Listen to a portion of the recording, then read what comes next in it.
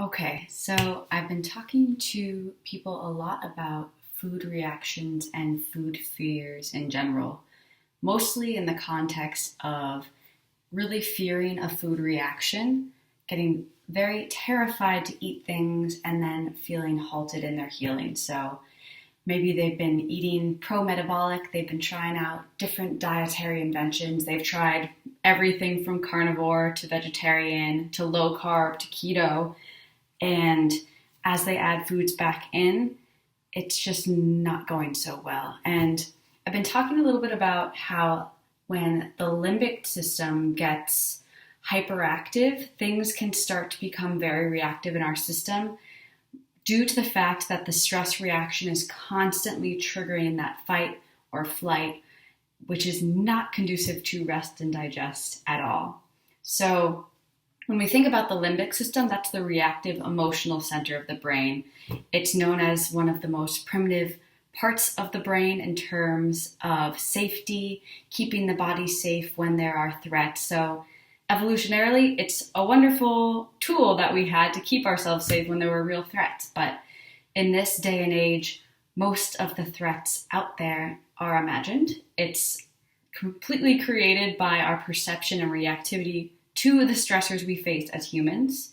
And when we've been sick for so long or dealing with gut dysfunction for so long, we are getting signals from our vagus nerve, sending up our vagus nerve to our brain that constantly tell us that we're sick, that we're unwell, to send off signals of inflammation, to stay in that hyperactive, kind of frazzled, constantly on mode.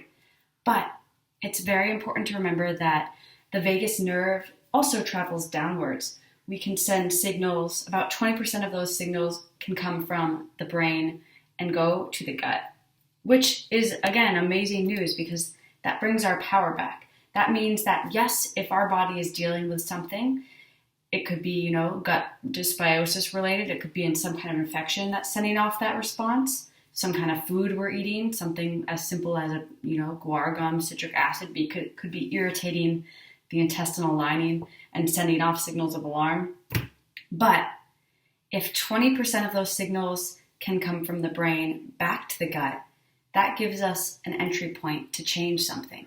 So I wanted to share one of my favorite tools for helping to mitigate the effects of food reactions, especially when you're trying to add foods back in.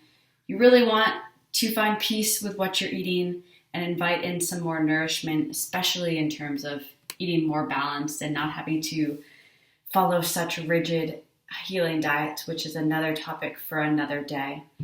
But in terms of really capitalizing on that 20% of the vagus nerve signals from the brain to the gut, it's really about teaching the nervous system that it is safe, sending signals of safety from the brain to the gut so that it can start to down-regulate that stress response, really slow things down, and get it back in the rest and digest mode where your hydrochloric acid starts secreting again, your enzymes in your small intestines are secreting, the junctions in your gut aren't loosened by cortisol and adrenaline, the stress hormones that literally eat our tissues, and even just peristalsis and digestion in general.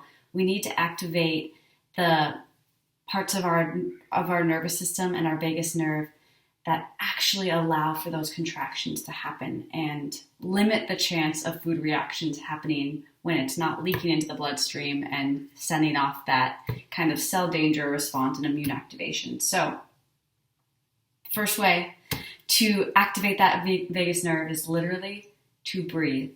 And it sounds silly because it's so basic, but just the idea of slowing down the breath, taking an inhale, holding, and then slowly exhaling, you'll feel that softening. With one breath, you'll feel that softening, but doing several rounds of that before eating a food that might be triggering an emotional reaction or, even just an imagined reaction, not sure how you're going to handle that. Start with a couple rounds. I'd say at least 4 really deep breaths and make it a non-negotiable, just as you would maybe hopefully wash your hands before eating, maybe not necessarily, but take your breaths too. It's almost like part of the food prep.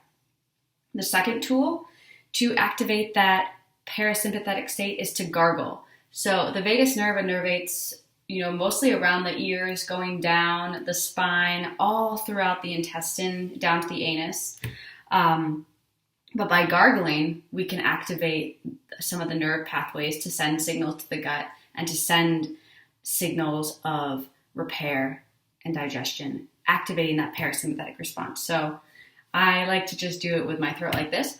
Ah! But you can gargle liquids, teas, go crazy with it. Some people even touch the back of their uvula, but again, just gargling is a good way to go. You don't need to get any tools out. And then another way to signal safety to the nervous system and the body is literally a fake laugh, because your body cannot tell the difference between a real stressor and a fake stressor, or I should say an imagined stressor. Same with joy and delight and happiness. There are studies showing that just biting a pencil can release endorphins and release oxytocin. The body thinks it's happy even when you're just biting a pencil. So we can do the same with a fake laugh. So on the count of 3, 1, 2, 3. It feels ridiculous at first, but there's a reason behind this laughter yoga. The brain realizes that it actually feels good to be happy, that it has a choice in the matter, and that by priming ourselves to feel that kind of joy, that kind of happiness, it can shift the body out of this fight or flight, panic, worst case scenario, scanning mode to, all is well. And by doing these, either breathing, gargling, fake laughing, all 3, before, during, and after we add in a food that might be problematic, that can be a way to really prime the system to stop mounting that immune response and literally retraining the limbic system to signal to the body that it is safe. Because again, so many of these food reactions are due to years of being so sick and eating them in that stress state. And that immune memory really takes root. So you might be reacting to what feels like everything. And you so badly want to be adding foods back in, but you're noticing joint pain, you're noticing problems with cognition, you're noticing bloating. All of these things are very real, but we have to honor the fact that the brain is involved in this process. And if we can take charge of at least a portion of that brain's potential, we can start to rewire that response within us. So let me know how that goes. I'm very curious if people are experimenting with any brain rewiring techniques when dietary interventions can only take you so far. So that's been game-changing in my own personal health journey, especially when I was down to the point of only being able to eat a man-made liquid formula of elemental diet. Again, not ideal, but it wasn't until I started realizing that the impact of our thoughts and the brain has so much to do with this immune response and our food sensitivities in general, and really taking my power back by rewiring some of these reactions that my brain had just gotten stuck in. So excited to hear from you. Let me know how that goes.